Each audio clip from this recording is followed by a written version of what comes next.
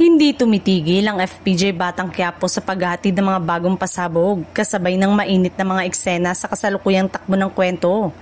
Ipinakilala rin ang mga bagong karakter na siguradong magpapainit pa ng laban at magdadagdag ng sari-saring kulay sa buhay ni Tanggol.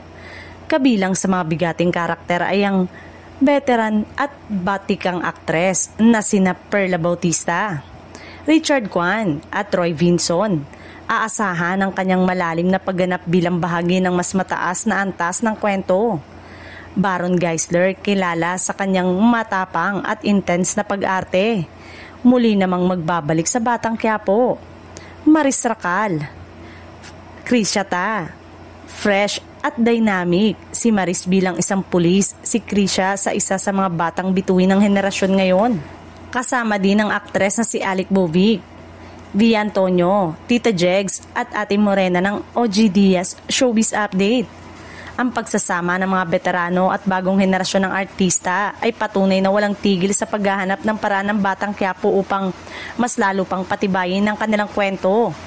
Ang kombinasyong ito ng karanasan at kabataan ay magbibigay ng mas malawak na dimensyon sa teleserye.